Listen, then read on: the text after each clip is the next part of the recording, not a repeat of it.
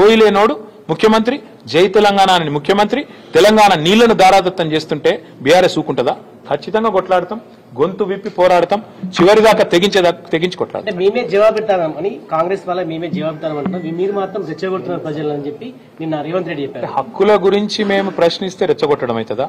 గోదావరి నీళ్లలో మిగులు జలాల్లో తెలంగాణ వాటా ఎంత, తెలంగాణ ప్రభుత్వం అడిగింది ఎంత, నిన్నటి మీటింగ్ లో కేంద్ర ప్రభుత్వం చెప్పింది ఏంది, ఏతి తేలకుండానే 30 రోజుల్లో కమిటీ వేస్తా, కమిటీ రిపోర్ట్ ఇచ్చి తెలంగాణ ప్రాజెక్టులేమో దశాబ్దాల పాటు, ఒకటి కాదు రెండు కాదు, దశాబ్దాల పాటు అంతర్రాష్ట్ర వివాదాల పేరిట ఇంతకుముందు సోదరుడు చెప్పిన ఇచ్చంపల్లి గాని, దేవాదుల గాని, ఇంకా తొమ్మిడిహట్టి గాని, ఇంకోటి గాని, ఇవన్నీ కూడా అంతర్రాష్ట్ర వివాదాల పేరిట దశాబ్దాలు నలిగినా రేవంత్ రెడ్డి కాంగ్రెస్ కి చీమగుట్టినట్టు అనిపించేది.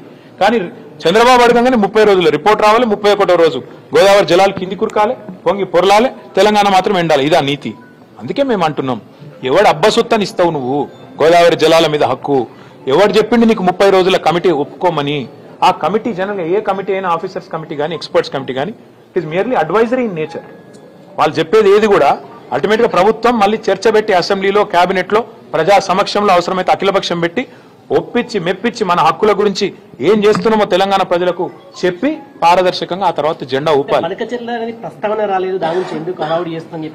సిగ్గు శరం ఉంటే రేవంత్ రెడ్డికి, ఏమన్నా సిగ్గు ఇజ్జత్ మానం ఉంటే, నిన్న ఏమన్నాడండి ఆంధ్ర ఇరిగేషన్ మినిస్టర్ రామానాయుడు గారు అనుకుంటా ఆయన పేరు, బయటకు వచ్చి ఏం చెప్పిండు?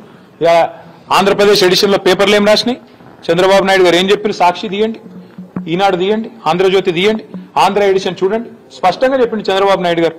మీటింగ్ పెట్టిందే బనకచెర్ల కోసం, ఎజెండా నెంబర్ 1 బనకచెర్ల కాదంటాడా రేవంత్ రెడ్డి? అజెండా ఐటమ్ చూపెట్టమంటారా? ఇప్పుడు నెంబర్ 1 ఐటమే బనకచెర్ల. లేదని బుకాయించడం ముఖ్యమంత్రికి తగునా? నిమ్మల రామానాయుడు గారు బయటకు వచ్చి చెప్పినారు, ఆంధ్ర ఇరిగేషన్ మంత్రి గారు, మేము అడిగినాం బనకచెర్ల గురించి, రేవంత్ రెడ్డి ఒప్పుకున్నాడు, కమిటీ వేసినాం, 30 రోజులు ఓడిచిపోతుంది, 31వ రోజు మా శిష్యుడే కాబట్టి ఆడిచ్చినట్టు ఆడతాడు, ఆయన జుట్టు మా చేతులుంది, ఓటుకు నోటు కేసు ఇంకా ఉన్నది, కాబట్టి ఏమన్నా చేస్తాం అని ఫుట్బాల్ ఆడుతున్నారు. చంద్రబాబు కోవట్ను పెట్టుకుని ఇలా తెలంగాణ ప్రజల ప్రయోజనాలు, తెలంగాణ రైతుల ప్రయోజనాల పట్ల శాశ్వతంగా విద్రోహం చేసే ప్రయత్నం చేస్తున్నారు. అర్థం కాదు ఏముంది. నిజం చెప్తున్నారు, మీరు అనుకుంటున్నారా? పొరపాటు. రేవంత్ రెడ్డికి శాపం ఉన్నది, నిజం చెప్తే తల 1000 ముక్కలు అవుతుందట. ఎన్ని నిజాలు చెప్పిండండి రేవంత్ రెడ్డి? యాద్ చేసుకోండి మీరు. రుణమాఫీ చేస్తా అన్నాడు డిసెంబర్ 9, అయిపోయిందా రుణమాఫీ? 2500 ఇస్తా అన్నాడు, మహిళలకు ఇచ్చేసిండా? 6 గ్యారెంటీలు అమలైనాయా? 4000 పెన్షన్లు అయిపోయినాయా? సోనియమ్మ పంపుతుందన్నాడు, తులం బంగారం వచ్చిందా? స్కూటీలు వచ్చినాయా? ఏదొచ్చింది ఒకటి చెప్పండి నాకు.